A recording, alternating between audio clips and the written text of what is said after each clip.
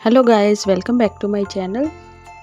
तो आज की वीडियो में मैं आपको इस 5 मीटर फैब्रिक से, ये माइक्रो वेलवेट वाला फैब्रिक है, ठीक है। तो इससे मैं प्लेटों वाली फ्रॉक और पैंट बनाने वाली हूँ। तो सबसे पहले मैं आपको इसमें से पैंट की कटिंग करना बताने वाली हूँ। तो चलिए वीडियो को स्टार्ट करते हैं। तो सबसे पहले मैंने फैब्रिक को डबल फोल्ड करके बिछा लिया है। ये रॉन्ग साइड मैंने ऊपर की तरफ रखी हुई है, अंदर की तरफ सीधी साइड है और किनारी वाली साइड मेरी तरफ है और बंद वाली साइड सामने की तरफ है। और अब सबसे पहले ये जो ऊपर नीचे कपड़ा होता है ना, इसको इस तरीके से एक लाइन लगाकर सीधा कर लेना है। और अब यहाँ से हमने इसकी 2 इंच पर एक मार्किंग करनी है जो इलास्टिक फोल्डिंग में जाएगा ना, क्योंकि मैं ऊपर नीचे कोई भी एक्स्ट्रा फैब्रिक जॉइन नहीं करूँगी। मैं सीधा इसके साथ ही जो फैब्रिक है वो एक्स्ट्रा ऐड ऑन कर दूंगी। इससे आपका टाइम भी काफ़ी ज़्यादा बच जाता है और फिनिशिंग भी ज़्यादा अच्छी आती है। तो अब यहाँ पर ये जो किनारी वाली साइड है ना, सेल्वेज वाली, इसको हमने इस तरीके से यहाँ पर लाइन लगाकर अलग कर देना है। अब जो भी इसकी फिटिंग की मार्किंग होगी या कटिंग की मार्किंग होगी ना, जो भी वो इस लाइन के आगे की ओर होगी। हम सेल्वेज वाली साइड को नहीं लेंगे। और यहाँ पर इसकी लेंथ मैंने लेनी है 35 इंच। 2 इंच मैंने एक्स्ट्रा मार्जिन रखा है। ये जो 35 इंच है जो मैंने नीचे लाइन लगाई है ना 2 इंच के बाद, वहाँ से शुरू करना है, ठीक है। तो अब इन दोनों लाइनों को सीधा कर लेना है। तो मैंने इन दोनों लाइनों को सीधा कर लिया। अब जो भी मार्किंग होगी इन लाइनों के बीच में ही होगी। तो सबसे पहले हमने इस तरीके से क्रॉस लेंथ ले लेनी है। उसके लिए आपका जितना भी हिप का राउंड होगा ना, हिप का राउंड लेने के बाद उसको 4 के साथ डिवाइड करना है और उसमें 2 इंच प्लस करना है। तो मेरा ये आ रहा है 12.25 इंच, यानी कि 11.75 इंच। और यहाँ पर मेरी जो नी लेंथ है वो आ रही है 19 इंच पर। तो अब इन दोनों लाइनों को भी हमने सीधा कर लेना है ताकि आपको अच्छे से समझ आ सके। तो इस तरीके से मैंने इन दोनों लाइनों को भी सीधा कर लिया है। और अब बारी आती है थाई की मेजरमेंट की। तो थाई मेरा जो राउंड में है वो है 22 इंच, तो उसको हाफ कर लेना है। तो वो आ जाएगा 11 इंच। 1 इंच एक्स्ट्रा ऐड किया है, हाफ इंच दोनों साइड सिलाई में जाएगा और 1.5 इंच की मैंने इसमें लूजिंग दी है, ठीक है। तो टोटल हो जाएगा 13.5 इंच। तो यहाँ पर मैं 13.5 इंच पर एक मार्किंग लगाऊंगी इस तरीके से, और 2 इंच अंदर की तरफ यहाँ पर मार्किंग लगानी है और फिर इसका सेंटर भी ले लेना है। अगर आपको प्रॉपर फिटिंग में चाहिए ना, तो आप इसमें 1.5 इंच जो एक्स्ट्रा मार्जिन है वो उसको ना ऐड करिए।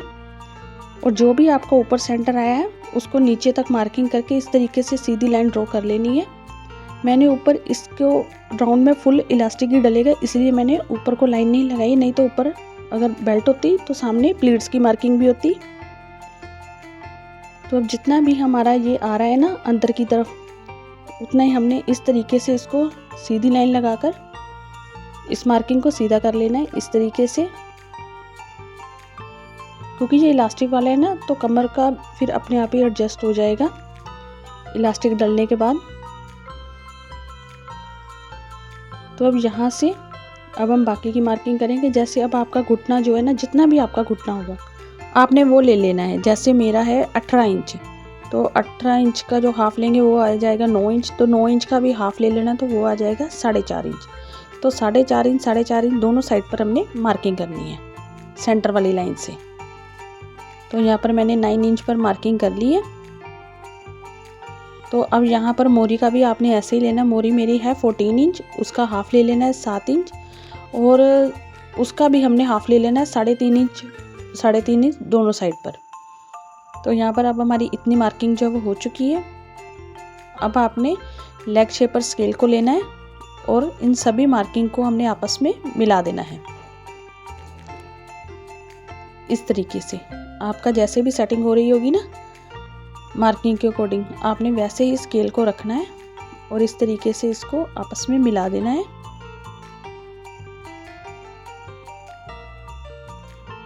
और अब दूसरी साइड पर आपने स्केल को इस तरीके से यहाँ से उठाया और यहाँ को इस तरीके से इस साइड को पलट देना है। और फिर इस मार्किंग को हमने फिर से आपस में मिला देना है, यहाँ से इस तरीके से और यहाँ से ऐसे। तो यहाँ पर ना इसका राउंड में शेप बनना चाहिए, कॉर्नर नहीं निकलना चाहिए। ठीक है, इस तरीके से आप इसको अपने हल्के हल्के हाथों से एडजस्ट भी कर सकते हैं। और अब यहाँ पर ऊपर हिप को भी शेप दे देनी है। यहाँ पर आपने ज़्यादा कपड़ा नहीं रखना है, नहीं तो वो साइड से ना फूला फूला सा रहता है, वो अच्छा नहीं लगता। और अब क्रोच को भी शेप दे देनी है। यहाँ पर इतनी तो हमारी मार्किंग हो चुकी है कंप्लीट। ठीक है, यहाँ पर आपने काफ़ी वीडियोस में देखा भी होगा, लेकिन जो बिगिनर्स होते हैं ना, कभी कभार मेजरमेंट लेने में उनसे दिक्कत हो जाती है, जो कुछ भी हो जाता है, या फिर हो सकता है कल को आपने क्लाइंट का जो साइज़ है वो आपके वो बढ़ जाता है। ठीक है, तो वो बोलते हैं कि कपड़ा तो है नहीं, मुझे थोड़ा और लूज़ करना था, क्योंकि ज़्यादातर सभी लोग ना यहाँ पर हाफ इंच का मार्जिन रखते हैं बस, लेकिन मैं इसमें ज़्यादा रख रही हूँ, मैं इसमें 1.5 इंच का मार्जिन रख रही हूँ। ठीक है, जितनी भी हमारी ये जो मार्किंग है ना, उन सबको मैंने 1.5 इंच जो है वो आगे को बढ़ा दिया है इस तरीके से। तो यहाँ पर इस तरीके से ये निशान लगा लेना है, जैसे हमारा कमीज़ में मार्जिन होता है ना, ताकि हम कल को खोल सकें, तो ये खोल सकते हैं। और अगर आपको लगे कि नहीं आसन जो है वो छोटा हो गया है, तो फिर भी आपके पास ये मार्जिन होगा, आप सिलाई को एडजस्ट करके अपने आसन को बड़ा भी कर सकते हैं। तो अब यहाँ पर इसी मार्किंग के अकॉर्डिंग मैंने कटिंग भी कर लेनी है। ध्यान रखिएगा कि आपने सिर्फ एक साइड से कटिंग करनी है। ये जो मेरी वीडियोस होती हैं मैं तकरीबन बिगिनर फ्रेंडली ही बनाती हूँ, ताकि वो बिगिनर्स जो है ना उनको समझ आ सके। ठीक है, तो यहाँ पर हमने अभी किनारे की साइड नहीं कट करनी है, इसका आगे जाकर काफ़ी फ़ायदा हो जाता है, क्योंकि हमें बार बार जो है सेंटर नहीं निकालना पड़ता कपड़े का। और बाकी के बचे हुए कपड़े को भी मैंने इस तरीके से डबल फोल्ड किया है, और जो फ्रंट वाला पार्ट है ना उसको मैंने 2.5 इंच नीचे रखा है, क्योंकि बैक वाला पार्ट जो है ना वो थोड़ा बड़ा कटता है, इसीलिए। और अब चारों किनारियों को आपस में मिलाकर इस तरीके से कपड़े को अच्छे से सेट करके हमने रख देना है। तो ये कपड़ा जो है आपको बार बार इसका सेंटर बनाने की ज़रूरत नहीं पड़ेगी। इन्हीं कारणों की वजह से हमारी जो पैंट है ना वो भी घूम जाती है, अगर हम सेंटर ना निकालें अच्छे से तो। और अब इन सभी निशानों को थोड़ा थोड़ा आगे की ओर बड़ा करके रख लेना है। मैं आपको बड़े ही आराम से और धीरे से बता रही हूँ, धीरे धीरे करके, ताकि आपको अच्छे से समझ आ सके। और फिर भी अगर आपको कोई भी डाउट रहता है ना, तो आप मुझे कमेंट करके पूछ सकते हैं। और अब जहाँ पर हमने मार्किंग की थी ना एक्स्ट्रा मार्जिन की, वहाँ से आधे से 1.25 इंच आप इसको एक्स्ट्रा मार्किंग कर सकते हैं, क्योंकि बैक वाला पार्ट जो है वो बड़ा होता है ना, इसीलिए। तो अब यहाँ पर भी मैंने मार्किंग कर ली है। और अब इन निशानों को भी हमने फिर से ऐसे ही मिला देना है। पैंट जो है ना वो फिटिंग आपकी वैसे ही रहेगी जैसी आपको दूसरी पैंट्स में भी मिलती है, लेकिन सिर्फ इसमें इतना होगा कि आपके पास ना मार्जिन होगा इसको बड़ा करने के लिए। ठीक है, तो अब ये यहाँ पर मैंने मार्किंग कर ली है।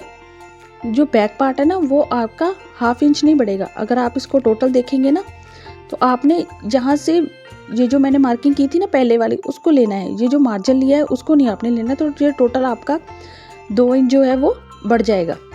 ठीक है, इस वाले मार्किंग को आपने देखना है, दूसरी वाली बीच में जो मार्जिन रखा है ना आपने उसको नहीं देखना है। ठीक है, तो आपका अपने आप ही उसमें एडजस्ट हो जाएगा। और अब यहाँ पर इस मार्किंग को सीधा कर देना है। जितना हमारा फ्रंट का थाई था ना, वैसे ही हमने ऊपर भी मार्किंग कर देनी है।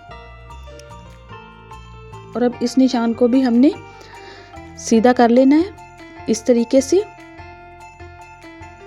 और अब यहाँ पर भी हमने क्रोच की जो शेप है वो दे देनी है। यहाँ पर इस लाइन को ऊपर तक लेके जाना है। और ये जो है ये बैक वाला पार्ट जो है वो बड़ा कटेगा ना, इसीलिए उसको इस तरीके से रखा हुआ है। और अब यहाँ पर क्रोच की भी शेप दे दी है इस तरीके से।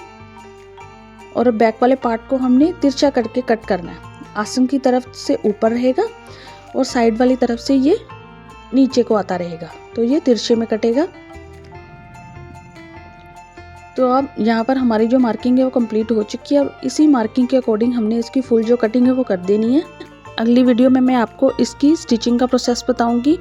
तो ये थी मेरी आज की वीडियो। प्लीज़ मुझे कमेंट करके ज़रूर बताइएगा। अगर आपको कोई डाउट हो तो मुझे कमेंट करके पूछ सकते हैं। अगर वीडियो अच्छी लगी हो तो मेरी वीडियो को लाइक, शेयर, हाइप और मेरे चैनल को सब्सक्राइब करना बिल्कुल ना भूलिएगा। Thanks for watching.